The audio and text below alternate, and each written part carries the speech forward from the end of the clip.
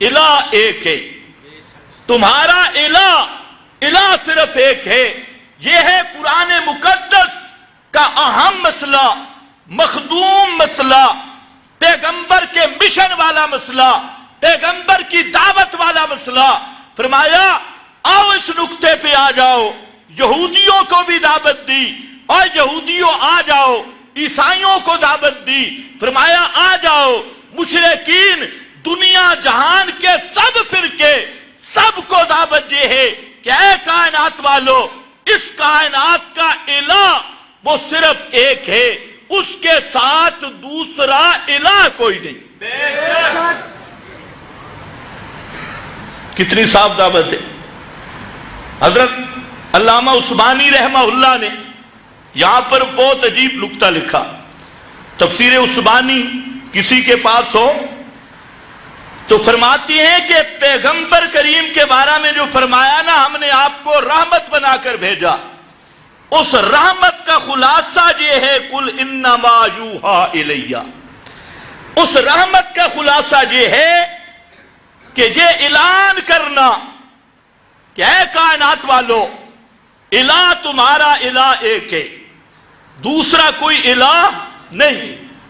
یہ ہے میرے نبی کی دعوت۔ اور میں کلیئر کٹ بتا دوں، دو ٹوک لفظوں میں، ہمارا جھگڑا صرف اسی کے ساتھ ہے جو اس مسئلہ کے ساتھ ٹکرائے، لا الہ الا اللہ، جو اس مسئلہ الہ کے ساتھ ٹکرائے، چاہے اپنا ہو، چاہے بیگانہ ہو، چاہے کوئی فرقہ ہو، چاہے کوئی ملا ہو، چاہے کوئی مفتی ہو، چاہے کوئی خطیب ہو، جب لا الہ الا اللہ الہکم الہ واحد اس کے ساتھ ٹکرائے گا، چاہے کسی چھتری کے نیچے بھی ہو، تو اس کو ہم اپنا دشمن سمجھیں گے، اور اس کے ساتھ کبھی بھی ہمارا اتفاق ہو سکتا نہیں۔ اور جو آدمی اس مسئلے پہ آ جائے کہ الہ صرف، بولو بولو، الہ صرف ایک اللہ، اس مسئلے کو مان لے کہ الہ صرف اللہ ہے، خدا کی قسم یہ مسئلہ سمجھ کے مان لے، اختلاف رہتے ہی کوئی نہیں ہے۔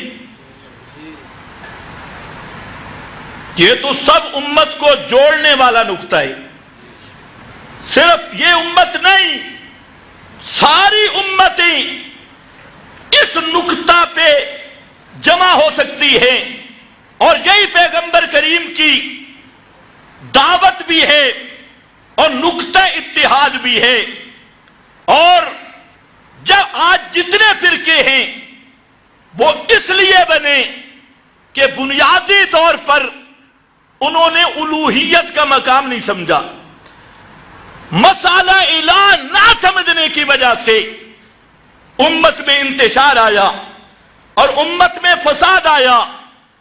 اور یہ ڈنکے کی چوٹ پہ سن لو، ہمارے مد مقابل جتنے فرقے ہیں ان سب میں ایک بنیادی خرابی ہے، اور وہ یہ ہے یا تو مسئلہ الہ کی حقیقت نہیں سمجھتے، یا مسئلہ الہ کے وفادار نہیں بنتے۔ مسئلہ الہ کے حقیقت نہ سمجھے وہ بھی باغی ہے، اور مسئلہ الہ کا حق ادا نہ کرے، اس کے ساتھ وفاداری نہ کرے، غداری کرے، وہ بھی باغی ہے، اور باغی کو کسی قانون میں بھی رعایت مل سکتی نہیں۔ اب یہ پیغمبر کریم کی دعوت پورے قرآن مقدس میں اللہ رب العزت نے کئی عنوانوں کے تحت اس کو بیان کیا، جیسے یہاں الہکم الہ واحد، اسی طریقہ سے دوسرے مقام پہ سورہ سبا ہے اور اس کی آیت نمبر 65 ہے، اس میں اللہ رب العزت نے فرمایا قل، اعلان کر میرے پیغمبر، انما انا منذر، بے شک میں منذر، ڈرانے والا ہوں، آگاہ کرنے والا ہوں، کس بات سے؟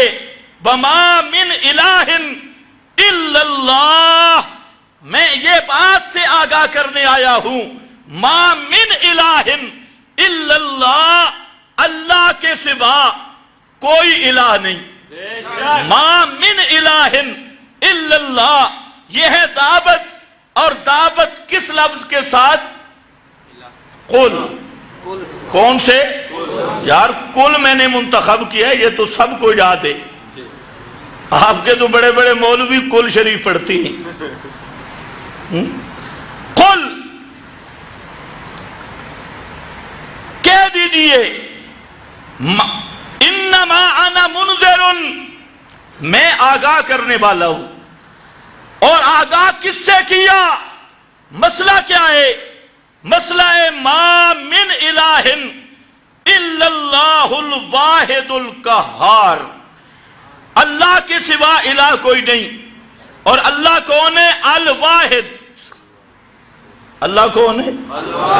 الواحد، وہ ذات میں واحد، وہ صفات میں واحد، وہ حقوق میں واحد، وہ افعال میں واحد۔